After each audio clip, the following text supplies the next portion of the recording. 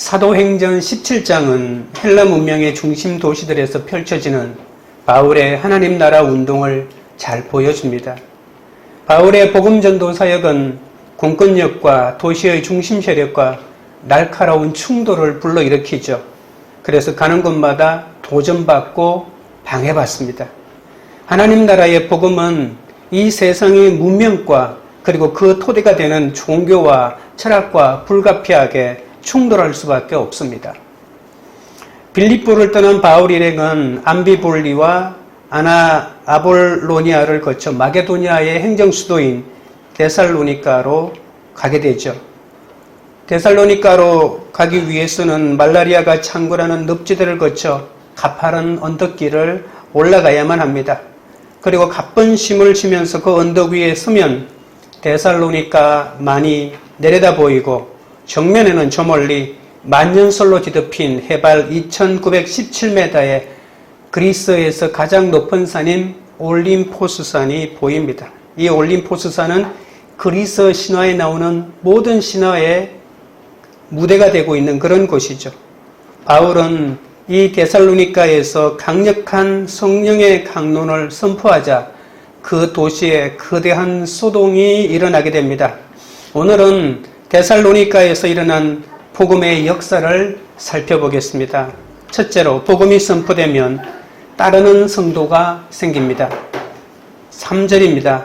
뜻을 풀어 그리스도가 해를 받고 죽은 자 가운데서 다시 살아나야 할 것을 증언하고 이르되 내가 너희에게 전하는 이 예수가 곧 그리스도라 하니.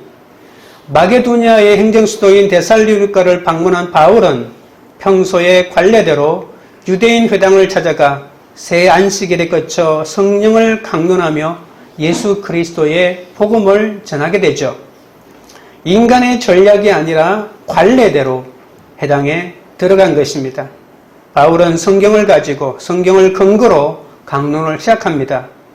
바울이 전한 강론의 핵심은 바로 예수 그리스도죠. 인간의 죗값을 대신 치르기 위해 반드시 죽음의 해를 당하셔야만 했고 또 인간을 영원히 살리기 위해 죽은 자 가운데서 반드시 다시 사셔야만 했던 그 예수 그리스도만이 그리스도요 구원자라고 선포했던 겁니다. 바울은 예수님의 구속사를 자신의 구속사로 제시하며 증언했습니다. 2000년 전 예수님이 십자가에서 돌아가시고 부활하셨다라고 거기에 그치면 그것을 받아듣는 사람이 2000년 전에 일어난 역사적인 이야기구나 이렇게만 듣고 끝나는 거죠. 그래서 주님의 십자가 부활이 자기 때문에 일어난 구원의 사건이고 나를 위한, 자기를 위한 하나님의 구속임을 연결시켜야 되는 거죠. 예수님의 구속사는 남의 이야기가 아닙니다. 나의 이야기로 고백할 수 있어야 비로소 예수님이 나 때문에 십자가에 달렸고 나 때문에 부활하셨고 내가 십자가에서 죽었고 내가 부활했다는 이 복음의 비밀을 깨닫게 되는 것이죠. 내 인생이 세속 역사에만 있는 것이 아닙니다. 내가 몇 년도에 태어나 어떤 대통령이 통치하던 어떤 때에 학교에 다니고 또 어떨 때 이렇게 했다고는 세속 역사만 있는 것이 아니라 지금 나에게 선물로 주신 하나님의 구속사가 또 따로 있는 것이죠. 그것을 고백하고 간증하고 증언하는 것이 성경을 제대로 보는 것입니다. 세상의 모든 역사책과 세상에서 배우는 공부는 이 세속사에 내가 살아갔을 때 어떤 시대적인 배경이 있는가를 말해주지만 그것이 철학이든 그것이 사상사든 세계관이든 그러나 이 구속사의 관점에서 나를 알려주는 내 죄를 깨닫게 해주는 그것은 바로 성경 안에밖에 없다는 것입니다. 그것을 이야기해야 성경을 제대로 보는 것이고 성경을 온전히 강론하는 것이죠. 이것을 제대로 깨닫기 위해서는 내 죄를 알기 위해서는 나를 부인하는 역사가 먼저 있어야 되는 것이죠. 4절입니다. 그 중에 어떤 사람 곧 경건한 헬라인의 큰 무리와 적지 않은 기부인도 고난을 받고 바울과 실라를 따르나. 놀랍게도 바울의 설교를 듣고 데살로니가의 경건한 헬라인들과 기부인들이 주님을 영접하고 그리스도인이 되었다고 합니다. 회당 예배에 참석한 사람들은 유대인들만 모인 것이 아니죠. 많은 헬라인들이 모였습니다. 그러나 생판 아무것도 모르는 헬라인은 아닙니다. 유대교로 개종하기 위해서 개종 교육을 받거나 개종하고 싶어 관심이 많은 사람도 이 유대회당 예배에 참석했던 것이죠. 굉장히 다양한 여러 사회 계층의 사람들이 참석했다는 것을 알 수 있습니다. 그런데 바울이 전하는 성령의 강론을 듣고 유대인들은 별 반응이 없었죠. 그런데 헬라인들이 이 바울의 강력한 복음 전파를 예수 그리스도를 믿고 구원을 얻으라고 하는 고난으로 받아들이고 복음을 믿게 되는 역사가 나타나는 겁니다. 제 마지막 말에 따른다라고 하는 말이 있죠. 이것은 제비를 뽑아서 몫을 전해준다라고 하는 말이 있는 것이죠. 이것은 뭡니까? 영어 성경에 보면 join했다라고 하는 그런 뜻이지만 이 헬라 원어의 뜻을 살핀다면 하나님께서 그 사람들을 바울의 몫으로, 바울과 실라가 복음을 전한 그 몫으로 바울에게 할당해 주었다라고 하는 뜻으로도 읽을 수 있다는 것입니다. 우리가 복음을 전하면 하나님은 우리에게 선물을 주시는데 돈으로 대가를 주는 것이 아니라 예수 그리스도를 믿는 사람, 헌신하는 사람이 생겨나는데 그것이 바로 복음 전하는 자가 얻어야 할 몫이고 배당금이라는 사실을 오늘 알 수가 있습니다. 핍박받아서 떠난 바울과 실라에게 이렇게 귀한 성도, 제자가 생겼다고 하는 사실입니다. 강론이 올바로 전해지기만 하면 성령의 따른 이가 기다리고 있다는 사실을 믿으시기 바랍니다. 당시 헬라 신화에 등장하는 신들의 거처로 알려져 있던 아까 말했던 올림포스 산이 코앞에 있지 않습니까? 그래서 어느 도시보다도 헬라 신화가 판을 치고 있는 곳입니다. 저 산에는 진짜 신들이 살고 있고 인간이 되고 신이 되는 그 그리스 신화에 나오는 그 수많은 신들의 역사가 바로 눈앞에 펼쳐지는 것 같습니다. 그런 우상의 도시 데살로니카에서 그런 구원의 역사가 일어난다고 하는 것은 기적 아니겠습니까? 유대인들이야 원래 기독교의 기본되는 예수 그리스도와의 연결점이 어느 정도 있지만 그러나 헬라 철학과 문화에 관심이 있고 신화에 깊은 조예가 있었던 이 사람들은 복음을 듣고 복음을 바로 받아들이는 것이 얼마나 어려운 일인지 모르는데 그런 역사가 일어난 것입니다. 길이요 진리요 생명이신 예수 그리스도를 따르기 위해서는 세상에서 받아야 할 해를 기꺼이 감수하겠다는 공개적인 선언을 해야 하는 것이죠. 여러분 바울을 보십시오. 실라를 보십시오. 복음을 전거하여 그들이 얻는 대가가 무엇입니까? 그들이 얻는 가장 큰 대가는 예수 믿는 사람이 생기는 것인데 세상 사람들이 보기에는 밥이 나오냐 떡이 나오냐 이렇게 말하지 않겠습니까?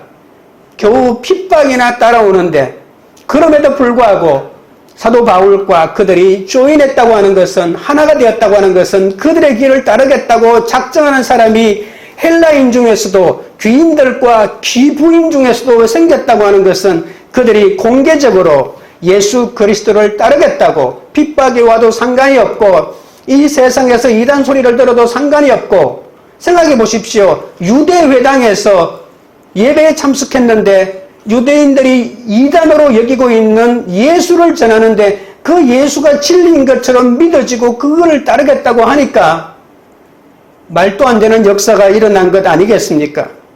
그러니 이러한 공개적인 자기선언이 얼마나 어려운 것인지 우리는 짐작할 수 있습니다. 복음은 많은 지식이나 합리적인 설명을 통해 얻어지는 것이 아닙니다. 여러분 이 귀인들과 기부인들이 그 유대회당에서 얼마나 많은 예배를 드려서 그 모든 구약에 있는 성경을 능통한 그 사람들이 얼마나 자세하게 많은 지식으로 구약 성경을 가르쳤겠습니까? 그런데 지식이나 합리적인 설명이 아니라 바울이 말을 잘했으가 아니라 성령의 역사가 일어나니까 성령의 강론을 하고 구속사의 이야기를 하니까 그들의 눈이 번쩍 뜨여지고 귀가 열린 것입니다. 그런데 여러분 똑같은 귀부인이라도 1차 선교 여행 때 비시디아 안디옥의 유력자들과 기부인들과 너무나도 다르지 않습니까? 그들은 유대인들에게 선동되어서 바울을 박해하고 바울을 쫓아냈던 기부인들입니다.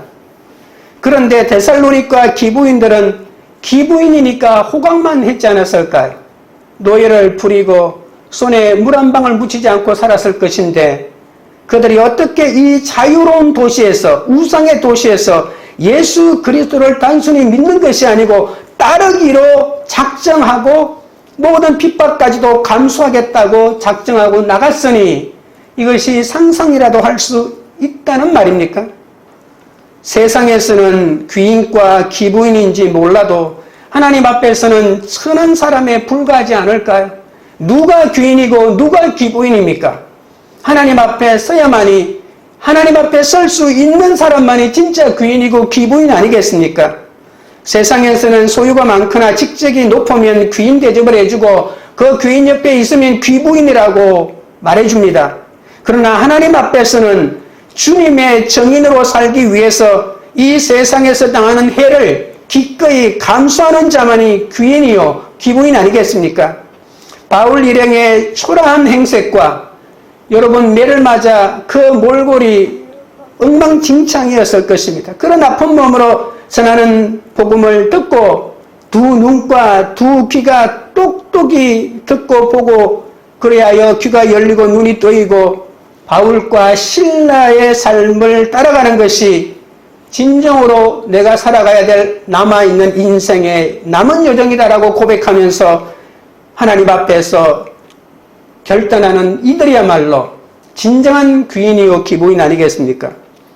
여러분 그렇다면 왜 예수 그리스도를 믿는 사람은 세상에서 해를 받아야 할까요? 그리스도인은 자기 중심으로 살던 사람이 자기 중심의 생각을 내려놓고 주님의 말씀을 따라 살아가는 자들 아닙니까? 자기 이익을 위해 수단과 방법을 가리지 않던 사람이 이제는 이웃을 생각하게 되고 정직하게 살고 이기적인 사람이 예수 그리스도 안에서 이타적인 삶을 살기 시작했다는 뜻입니다. 나를 살리기 위해 반드시 죽음의 해를 당하셔야만 했던 예수님을 본받아 예수 그리스도의 뜻을 위해 세상에서 당해야 할 손해와 불편이 있다면 기꺼이 감수하겠다고 작정하는 것이 그리스도인이라면 어찌 세상에서 해를 받지 않을 수가 있겠습니까? 이렇게 살기로 작정하는데 어떻게 해를 받지 않겠습니까? 빙점을 지은 일본의 여류소설가가 있죠. 이 사람이 남편 이야기를 잠깐 해주는데 이분이 옛날식으로 말하면 그냥 가게, 전방을 하고 있었는데 남편이 아침 출근을 합니다. 출근을 하는데 출근하자고 나갔는데 30분이 지났는데도 밖에 보면 아직까지 줄을 서 있는 거예요. 버스가 몇 대나 지났는데 1시간이 지났는데도 남편이 아직도 버스를 타려고 줄을 서 있습니다. 그래서 왜 그런가 하고 가만히 가보니까 차가 오면 출근길에 사람들이 많이 몰리잖아요. 그러면 계속 사람한테 양보를 해주는 거예요. 앞사람 다 타고 또 못 타고 또 앞사람 다 양보해주고 못 타고 그런 일이 벌어졌다고 하는 이야기를 제가 책에서 읽어본 적이 있습니다. 물론 그분들은 그리스도인들이었고 예수를 믿는 삶을 살고자 작정했으니까 그런 이타적인 삶의 출발인지는 모르겠지만 가장 작은 예를 든 것이기도 합니다. 아무튼 정직하게 살기 위해서는 줄어든 소득을 감수해야 하고 남을 위해서 살기 위해서는 이타적인 삶을 살기 위해서 내가 편한 대로 살 때 받아들였던 모든 불편함을 감수할 수밖에 없는 삶이 뒤따를 수밖에 없는 것입니다. 여러분 예수를 따르면 세상에 큰 해를 받는다고 하는 것은 핍박을 받고 박해를 받는다고 하는 그런 차원으로만 생각하지 마시기 바랍니다. 예수 그리스도를 믿는다면서도 손해나 불편한 삶을 감수하지 않는다면 주일에 교회를 찾는 종교인이 될 수는 있어도 예수 그리스도를 따르는 신자가 될 수는 없을 것입니다. 우리가 예수 그리스도를 따르고 사랑하기 위해 스스로 손해와 불편을 감수해야 합니다. 그럴 때 그리스도의 생명이 우리의 심령 속에 넘치게 되는 것이죠. 예수 그리스도께서 우리의 죄값을 치르기 위해서 반드시 죽음의 해를 당하셔야만 했고 또 우리를 영원히 살리시기 위해 죽은 자 가운데서 다시 사셔야만 했다고 하지 않습니까? 우리가 베드로처럼 아니 우리의 구원자 되신다면서요. 하나님이시라면서요. 창조주라면서요. 그런데 왜 죽어야만 합니까? 안 죽고 우리를 구원할 수 있는 방법이 그다지도 없습니까? 라고 하면서 해를 받는 것은 있을 수 없다고 항변할 수 있지 않겠습니까? 여러분, 지금도 많은 사람들이 예수님이 우리의 구원자인데 십자가에서 죽음으로 우리를 구원했다고 하니까 자기도 구원하지 못하고 죽은 사람이 무슨 구원자냐고 이렇게 유튜브에 공개적으로 비아냥거리는 사람이 얼마나 많은지 모릅니다. 지금도 아무리 설명해도 못 깨닫습니다. 교회에 다니는 종교인으로 만족하지 말고 예수 그리스도를 따르는 스스로 손해와 불편을 감수하는 참된 신자로 살지 않겠습니까? 우리가 이 세상에서 아무리 보잘것없어도 주님의 생명을 힘입은 진정한 제자로 살아가면 하나님은 우리를 이 시대의 귀인이요 귀부인으로 여겨주실 겁니다. 구속사적인 강론으로 고난을 받은 사람은 가치관이 변할 수밖에 없겠죠. 내가 왜 이 땅을 살아가는지에 대한 이유가 달라지니까요. 그래서 거룩한 삶을 살고자 발부동을 치고 세상에서 무조건 이기고 또 이기려고 하는 삶이 아니라 회개하는 삶을 살게 되고 자기의 전략대로 자기의 생각대로 살았던 삶이 이제는 하나님의 전략으로 살고자 노력하는 것입니다. 바울과 실라와 한 편이 이제 되지 않았습니까? 뒤따라갔다 조인했다고 하는 것은 이제 한 팀이 된 것이죠. 기꺼이 주님이 지신 십자가도 우리가 같이 지겠다는 결단이 그 사람들 속에도 있었다는 이야기입니다. 예수님과 승리만 나누는 것이 아닙니다. 모든 수고와 고통과 희생마저도 함께 나누는 것이 한 팀원이요 동지가 해야 될 일 아니겠습니까? 적용 질문 드립니다. 여러분은 주님을 따르기 위해 스스로 손해와 불편을 감수할 수 있습니까? 둘째, 시기하여 소동하는 유대인들도 있습니다. 5절입니다. 그러나 유대인들은 시기하여 저자의 어떤 불량한 사람들을 데리고 때를 지어 성을 소동하게 하여 야손의 집에 침입하여 그들을 백성에게 끌어내려고 찾았으나 같은 날 같은 시간 같은 장소에서 같은 바울의 설교를 들었지만 모두 주님을 믿지는 않습니다. 유대인 지도자들은 주님이 베푸신 생명의 역사를 기뻐하기는커녕 바울이 전한 설교에 시비를 걸기 시작하죠. 복음을 듣고 복음을 거부하는 것은 모두 영적인 문제입니다. 자신들의 설교를 통해서는 단 한 번의 역사도 일어나지 않았던 생명의 역사가 바울을 통해 일어나자 자존심이 용납하지 않았죠. 유대인들은 어차피 유대교에서 떠나지 않을 것인데 유대교로 개종하기 위하여 일정한 과정을 거쳐 유대 개종 교육을 받고 있는 그것도 굉장히 이 데살로니가에서 유력한 귀인들과 그들의 부인들이 조금만 더 노력을 기울이면 유대인으로 완전히 개종할 그 찰나인데 어떤 듣도 보도 못한 이 떠내기 바울이라고 하는 사람이 와서 예수를 전했는데 순식간에 그 설교를 듣고 나도 저 사람의 믿는 예수 나도 믿겠다고 따라가니 기를 축풍할 노릇 아니겠습니까? 하나님의 선민을 자처하며 누구보다 하나님을 잘 알고 잘 믿는다고 자부했는데 자신들이 못하는 것을 바울이 하는 것을 보자 종교적인 그들의 권위가 손상을 입고 그들이 피해의식으로 불타는 시기심에 사로잡혔다는 겁니다. 5절 보십시오. 그러나 유대인들은 시기하여 시기심에 일어났다는 것 아닙니까? 저자라고 하는 말은 시장을 가리키는 말이죠. 시장을 헬라어로 아고라라고 합니다. 아고라는 시장의 기능뿐만이 아니라 공공기관도 자리 잡고 있고 재판이나 대중 집회도 그곳에서 열렸던 한 도시의 중심의 역할을 하는 중앙광장을 말하기도 하죠. 이 저자의 불량배라고 합니다. 장터 주위에서 배회하는 남자들을 말합니다. 이 유대인들은 당시 데살로니가 아고라를 장악하고 있던 조직폭력배를 동원하여 때를 지어 시가지를 휘젓고 다니면서 바울을 도와준 조력자들이 누구인지 일일이 혈안이 되어 찾아 나섰던 것입니다.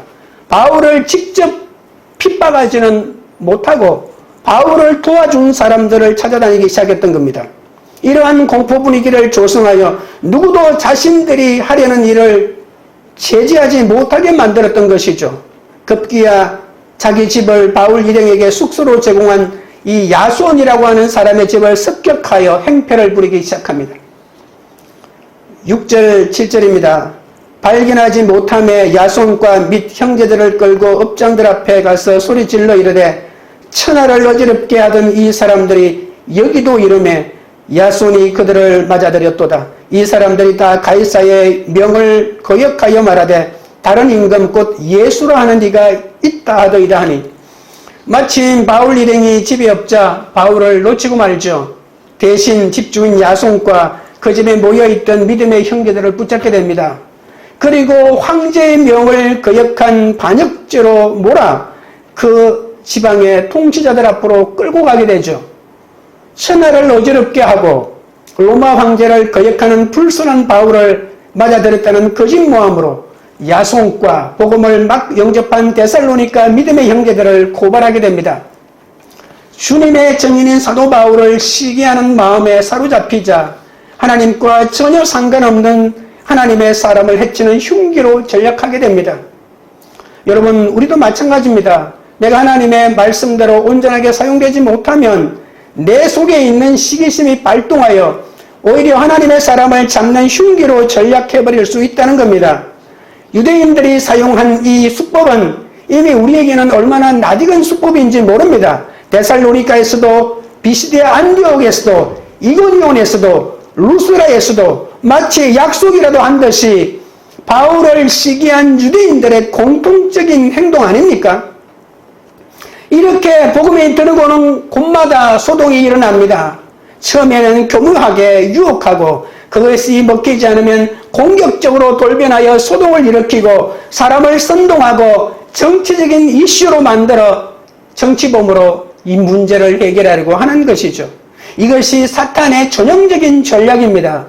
특히 로마 제국의 퇴역 군인들이 정착한 빌립보에서는 로마에서 유대인들이 일으킨 폭동과 관련하여 유대인들에 대한 반감을 부추기면서 바울과 실라가 빌립보를 심히 혼란하게 할 뿐 아니라 로마 제국의 관례와 제도와 규정을 허물어뜨리려 한다는 거짓모함으로 고발하게 되죠.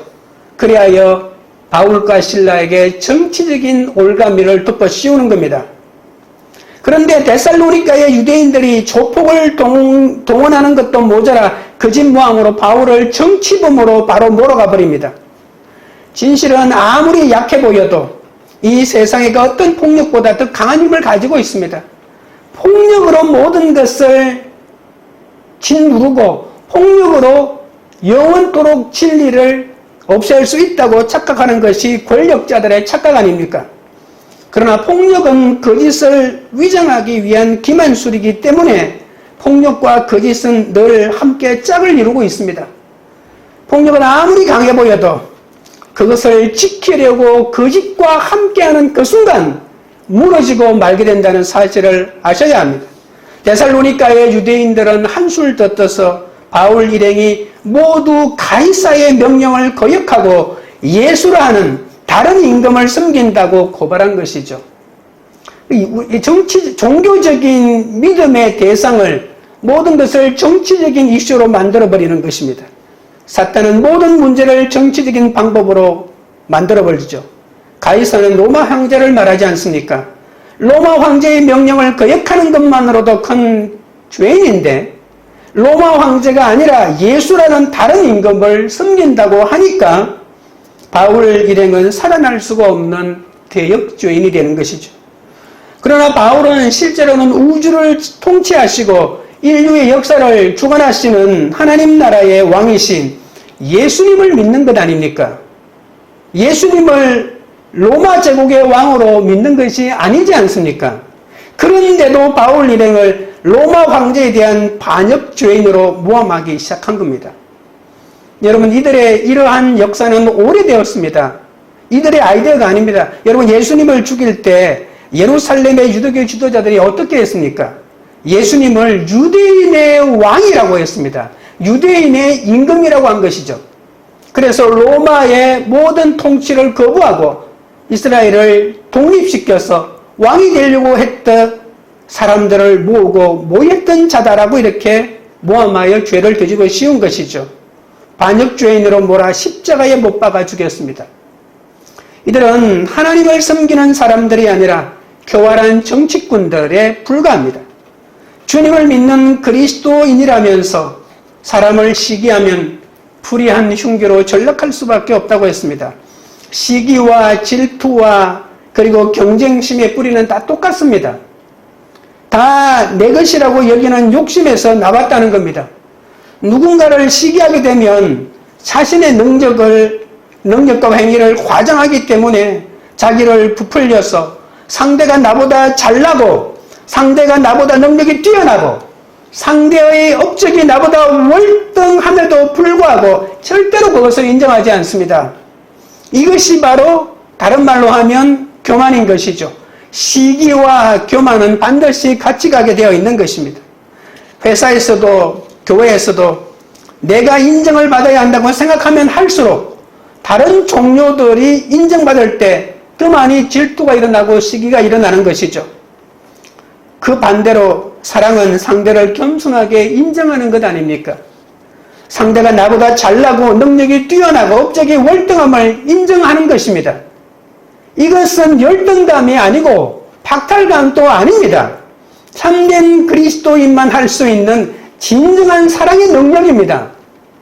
바울을 시기한 유대인들은 아주 치사한 방법만 사용하고 있죠.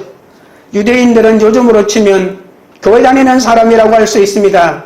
그런데 교회 다니는 사람이 사랑이 없고 믿음이 없으면 얼마나 악해질 수 있는지를 오늘 너무나도 똑똑하게 보여줍니다.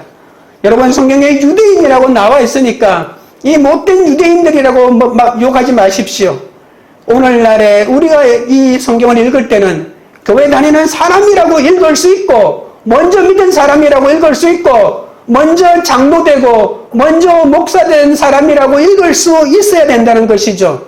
나는 잘 믿는다고, 나는 믿는데 능통하다고, 나는 성경을 알고 있다고, 나는 다 알고 있다고, 나는 교회 다닌 역사가 얼마나 오래됐는지 모른다고 자부하는 사람들일 수 있다는 겁니다. 그런데 이들이 시기와 질투가 작동하고 사랑이 없다면, 다른 사람을 인정하지 못한다면 사람을 죽이는 흉기로 전략하고 오히려 이렇게 모든 것을 정치적인 이슈로 만들어 그 사람을 비방하는, 소위 말해서 사탄의 전략을 자신의 전략으로 여기는 이러한 몹쓸 사람으로 변화되고 말 것입니다. 우리는 악과 불의와는 맞서 싸워야 하죠. 그러나 그 사람이 악과 불의한 사람이 아니라면 상대가 누구든 그의 잘남과 능력과 업적을 겸손하게 인정해 주어야 합니다. 편협함이나 열등감으로 사람을 시기하는 어리석은 사람은 결코 그리스도인이라고 할 수가 없는 것이죠. 여러분, 우리는 오늘 본문에 나오는 이름이 있죠. 이 야손이라고 하는 이름, 굉장히 흔한 이름이기 때문에 야손이라고 언급된 이 사람이 정확하게 누구인지 우리가 잘 알려져 있지 않습니다. 나이도 모르고 직업도 모르고 가족 사항이나 출신 배경도 더더욱 알 수 없습니다. 그러나 우리가 다만 알 수 있는 것은 바울의 설교, 복음 설교를 듣고 주님을 영접하여 그리스도인이 되었다라고 하는 것은 명확하게 알 수 있는 것이죠. 여기 여기서 맞아들이다라고 하는 이 표현은 영접하다, 환대하다는 뜻입니다. 여러분, 내가 예수를 믿지도 않는데 복음 전하는 바울의 일행을 왜 집으로 맞아들였겠습니까? 여러분, 우리는 3주간 안식일에 복음을 전했다고 하지만 어떤 학자들은 최소한 몇 달은 머물렀을 것이라고 짐작합니다. 여러분, 내가 예수 믿지 않고 난 유대교에 개종하려고 유대의 개종 교육을 받고 있는데 유대인들이 이란이라고 여기고 있는 예수를 전하는 사람을 내가 믿을 마음이 없는데 왜 집으로 환대하여 그를 몇 개월 동안이라 먹고 자게 만들어 주겠습니까? 야손은 아시아에서 왔고 그리고 복음을 전하는 바울 일행에게 기꺼이 자기 집을 내놓습니다. 여러분, 2000년 전 초대교회가 인류의 역사를 새롭게 할 수도 있었던 것은 베드로, 요한, 바울과 같은 위대한 사도들의 역할도 있었지만 야손처럼 이름도 없고 빛도 없이 자신의 자리에서 사도들을 도와준 사람들이 있었기 때문에, 믿음으로 그리스도인의 삶을 실천한 사람들이 있었기 때문에 가능한 일 아니겠습니까? 바울은 일행과 함께 야손의 집에서 유숙하긴 했지만 주님을 막 영접한 야손과 그곳의 그리스도인들에게 경제적인 부담을 주지 않기 위해서 자기 손으로 돈을 벌어 필요한 경비를 조달하면서 복음을 전했다고 합니다. 데살로니가에서 차비량으로 전도 활동을 하는 바울 일행의 소식을 전해들은 루디아와 그리고 감옥 간수를 포함한 빌립보의 교인들이 2번씩이나 헌금을 모아 바울에게 보내기도 했다는 것입니다. 어떻게 하냐고요? 데살로니가에 보낸 편지가 2편이나 있습니다. 데살로니가 전서와 후서가 있고 빌립보서도 있는 것이죠. 여러분, 빌립보서는 조금 전에 만들어진 교회 아닙니까? 그 교회에서 선교 후원금을 보내서 이렇게 사도 바울을 도와주었기 때문에 데살로니가에서도 복음을 전할 수 있었던 것이죠. 사도행전 9장에서 다메섹 도상에서 주님을 만난 후로 오늘 데살로니가를 방문하기까지 20년이나 세월이 걸렸습니다. 그 20년 동안 바울이 어느 곳으로 가든 예상하지도 못했던 사람들이 항상 바울을 도와주었습니다. 바울을 도왔던 그 수많은 사람이 없었더라면 지중해 세계를 누리면서 복음을 전하는 위대한 전도자 바울이 있었겠습니까? 다메섹 도상에서 주님의 부르심을 받은 이후로 로마에서 순교하기까지 바울을 도왔던 그 수많은 사람은 두말할 필요도 없이 주님께서 바울을 위해서 동원하셔서 바울에게 붙여주신 주님의 은혜의 손길이었던 것입니다. 나 혼자 할 수 있다고 장담할 수 있는 사람은 아무도 없습니다.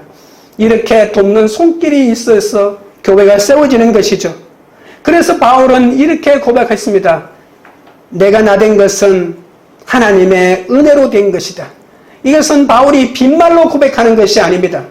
진심으로 이러한 수많은 세월 동안의 복음 전도의 사역에 매일매일마다 날마다 겪는 것이 주님이 돕는 손길을 나한테 보내주셔서 이것이 가능했다는 것을 알게 해주었기 때문에 이런 고백을 할 수 있었던 것이죠. 여러분, 우리의 삶도 마찬가지입니다. 내 혼자의 능력으로 모든 것을 이루어간다고 생각하겠지만 우리 각자가 이 자리에 오기까지의 삶을 되돌아보십시오. 주님을 알지도 못하던 우리를 불러주시고 오늘 이 자리에 그리스도인으로 앉히시기까지 주님께서 우리 각자를 위해서 얼마나 많은 사람을 동원하셨습니까? 그런 주님이 없었더라면 우리는 오늘의 그리스도인이 절대로 되지 못했을 것입니다. 적용 질문 드립니다. 여러분은 시기, 질투, 경쟁심 가운데 무엇으로 소동하고 계십니까? 셋째는 복음이 선포되면 핍박 속에도 교회가 세워집니다. 8절, 9절입니다. 무리와 업장들이 이 말을 듣고 소동하여 야손과 그 나머지 사람들에게 보석금을 받고 놓아주니라. 정치꾼 유대인들이 아구라의 조폭들을 동원해서 돈으로 매수하죠. 그래서 로마 제국을 정복하려는 반역죄인들이 나타났다고 선동하니까 데살로니가의 시민들과 통치자들 사이에 일대 소란이 일어납니다. 반역자가 나타났다라고 소리치면서 반역자를 잡아라! 잔당을 모조리 잡으라고 소리치고 모든 군대들이 아구라를 해치고 데살로니가 도시 전체가 발칵 뒤집어진 것이죠. 데살로니가의 시민들과 통치자들도 이 거짓 모함꾼들에게 선동당한 것입니다. 바울의 구속사의 강론을 듣고 야손이 따르게 되었는데 유대인들이 고용한 불량배들에 의해서 야손과 형제들이 큰 어려움을 겪게 됩니다. 법정에 끌려가 감옥에 갇힐 뻔하였고 선동당한 시민들을 일으킨 소동을 다 받아냅니다. 여러분, 하나님의 사람은 이렇게 나와는 상관없는 소동이 일어날 때 나는 그 소동과 상관없다고 소동을 일으킨 사람하고 맞서 싸우는 것이 아니라 어떨 때는 그 모든 소동을 다 받아내야 하는 것이죠. 집안에서 남편이 소동을 일으키고 자녀가 소동을 일으키고 직장에서 직장 동료가 소동을 일으키고 상사가 소동을 일으키면 어떨 때는 그것을 모두 받아내야 될 때가 있다는 것입니다. 데살로니가의 통치자들은 외지인이자 뜨내기인 바울 일행의 소재를 파악할 수 없자 바울 일행에게 자기 집을 제공해 주었던 야손과 형제들을 잡아들였다고 했잖아요. 그런데 오늘 본문에 보니까 큰 금액의 보수금을 내고 풀어주었다고 말합니다. 성령의 강론에 감화되어서 바울과 실라 나가 하나님과 이제 한편이 되었다, 예수님과 한편이 되었다라고 확신했기 때문에 나는 보수금 못 낸다, 나는 아무 잘못한 것 없다, 집에 들어와서 무조건 집 내놔라, 밥 내놔라고 해서 내가 집 내주고 밥까지 내가 바쳤는데 내가 억울하게 왜 이런 일 다 하느냐, 이렇게 야손은 항변하지 않았습니다. 이 모든 것이 하나님께서 일으킨 소동이라는 것을 인정했기 때문에, 여러분, 소동을 내가 받아들인다는 건 뭡니까? 내가 보수금을 내 돈으로 낸다는 것입니다. 그 돈이 아깝지 않습니다. 하나님의 뜻이라는 것을 알았기 때문인 것이죠. 그래서 보수금을 내는 것도 나에게 주어진 적용입니다. 이 기가 막힌 야손이 이 적용을 하게 되니까 이 야손에게는 새로운 길이 열리게 되는 것이죠. 그런데 이 보수금이라고 하는 이 헬라어가 히카노스라고 하는 말인데 반드시 돈을 의미하는 말은 아닙니다. 충분한 양, 적합한 질, 이런 뜻을 가지는 상대방을 만족시키는 일종의 서약서나 각서라고 하는 뜻도 들어가 있습니다. 반역죄인 바울과 다시는 상종하지 않고 만약에 바울이 나타나는 그 즉시로 내가 신고하여 바울을 잡는 데 일조하겠다, 각서를 쓰고 이렇게 도장을 찍고 그 각서를 받은 사람이 흡족할 만큼 그렇게 뿌락치 노릇을 하겠다고 다짐을 했다는 그런 뜻으로도 읽을 수 있다는 것이죠. 반역죄인 바울과 내통했다고 고발당한 야손과 형제들은 단순히 보수금만 내고 석방될 리가 있겠습니까? 만약에 보수금을 내고 석방됐다면 하나님의 은혜요. 그러나 이것이 단순히 보수금만을 뜻하는 것이 아니고 바울을 보는 적시로 신고하여 잡아들이도록 일조하겠다라고 하는 각서를 쓴다면, 만약에 그렇지 않으면 멸문지화를 당해도 좋다라고 하는 이런 각서를 썼을 것입니다. 목숨을 내놓을 것이라고 각서를 썼을 것입니다. 야손이 믿음이 자랐습니다. 돈을 내는데 그치는 것이 아니라 내 자기 목숨을 내가 내놓고 바울을 내가 도망치는데 도와주겠다고 속으로 생각하면서 이 각서를 아예 처음부터 어길 작정을 하고, 그러니까 목숨을 내어놓을 작정을 하고 이 각서를 써주었던 것이죠. 유대인들에게 끌려가 거짓모함으로 고발당한 야손과 믿음의 형제들은 이제 막 복음을 영접한 초신자들 아닙니까? 갑자기 그들에게 덮친 뜻밖의 모함을 자력으로 이겨낼 만큼 신앙인이 아닙니다. 어쩔 수 없이 자신들의 생살 여탈권을 쥐고 있는 통치자들이 불러주는 대로 그를 적고 다시는 바울과 성정하지 않겠다고 서약서를 쓸 수밖에 없었겠죠. 그러나 믿음의 형제들은 그날 밤 바울 일행을 데살로니가에서 베레아로 피신시키는데 온 힘을 다합니다. 바울을 피신시킨 믿음의 형제들이 낮에 잡혀갔다가 바울과 상종하지 않겠다고 서약서를 쓰고 풀려난 믿음의 형제들인지는 정확하게 알 수는 없지만 그들은 서약서대로 바울을 만났다고 신고는 절대로 하지 않았던 것만은 분명한 것이죠.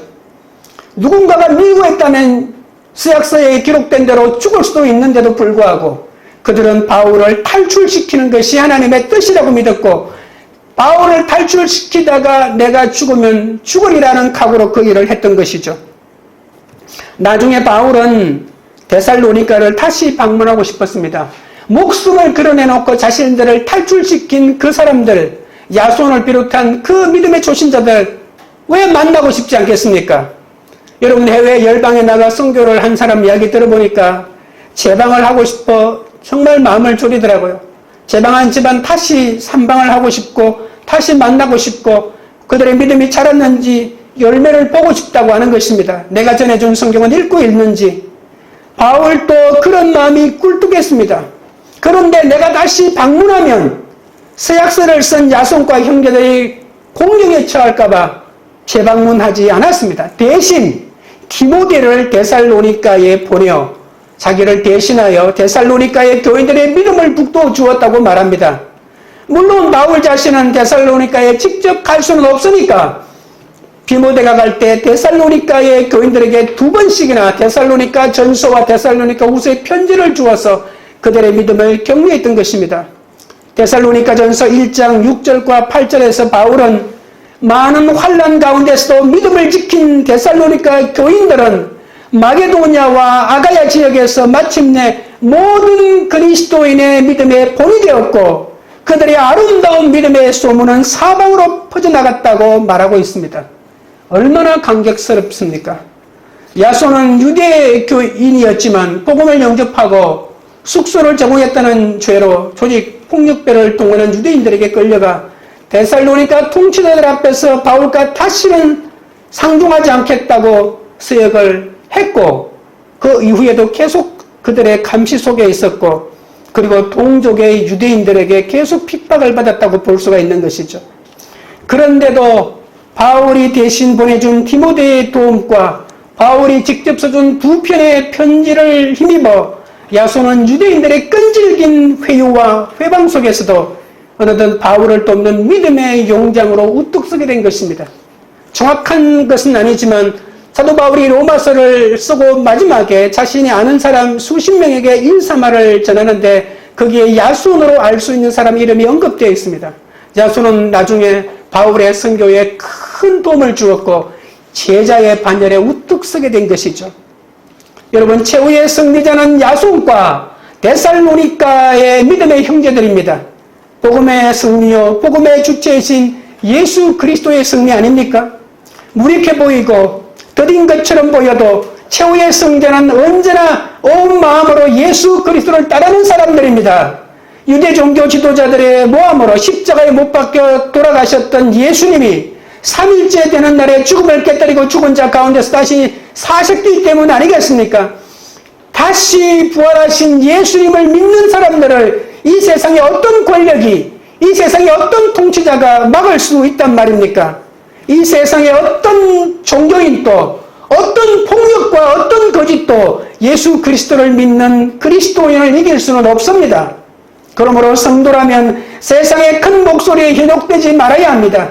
언제 어디서나 나라와 민족과 인류를 위해, 열방을 위해 믿음은 모든 사람의 것이 아님을 자신의 삶으로 입증하는 제자들의 참된 삶으로 살아내야 하는 것이죠. 여러분, 우리는 복음을 전하다가 믿는 사람도 있지만 어떤 사람은 믿지 않고 나를 죽이려고 달려드는 사람도 있습니다. 그러나 그것이 내가 전하는 복음이 참된 복음이기 때문에 그렇다는 사실을 명심하십시오. 내가 복음을 전하는데 이렇게 핍박을 하다니, 내가 복음을 전하는데 감사하지도 못한다니, 내가 복음을 전하는데 10년을 전하고 20년을 전했는데도 안 믿다니 이럴 수가 있느냐? 내가 전한 복음 잘못된 거 아닌가? 라고 이렇게 마음을 졸이지 마시라는 것입니다. 주님은 우리에게 반드시 최후의 승리를 안겨주실 것입니다. 우리가 비록 보잘것없어도 주님께서는 우리를 이 어두운 세상을 밝히는 등대로, 죽어가는 열방을 살리는 등대로 주님의 빛으로 사용하기로 작정하셨으니 우리는 이 믿음대로 밀고 나가야 할 것입니다. 적용 질문 드립니다. 회유와 회방 속에서도 믿음을 지킨 경험이 있습니까? 말씀을 맺겠습니다. 복음이 선포되면 따르는 성도가 있습니다. 예수 그리스도를 따르면 사랑하기 위해 스스로 손해와 불평을 감수하게 됩니다. 그럴 때 예수 그리스도의 생명이 우리의 심령 속에 넘쳐 다른 사람이 예수 그리스도의 능력을 힘입을 수 있게 되는 것이죠. 복음이 선포되면 시기하여 소동하는 유대인들도 있습니다. 세상에 아무리 믿는 사람을 시기하여 소동을 벌여도 그러나 끝까지 믿음을 지켜 그 사람의 잘남과 능력과 업적을 겸손하게 인정해 주어 내 속에 있는 예수의 생명이 드러나게 해야 합니다. 복음이 선포되면 핍박 속에도 교회가 세워집니다. 지금은 무력해 보이고 더딘 것처럼 보여도 최후의 승자는 언제나 온 마음으로 예수 그리스도를 따르는 사람임을 믿고 끝까지 복음을 위해 살아가시는 여러분 되시기를 주님의 이름으로 축원드립니다. 찬양 드리고 기도하겠습니다.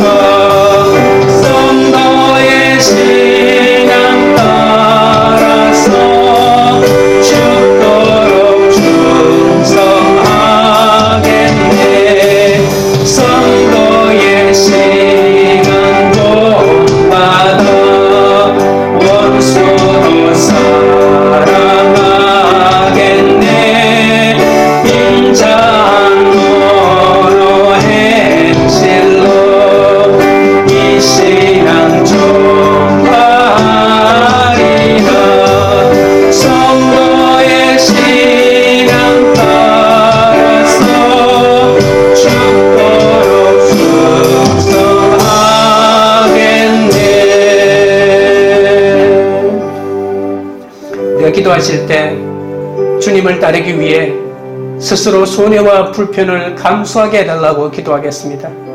세상의 것을 조금 더 얻기 위해 시기와 질투와 경쟁심으로 소동하지 않게 해달라고 기도하겠습니다. 회유와 회방 속에서도 믿음을 지키게 해달라고, 교회를 세우는 사명을 감당하게 해달라고 다 같이 주여 세 번 부른 다음에 기도하며 나가겠습니다.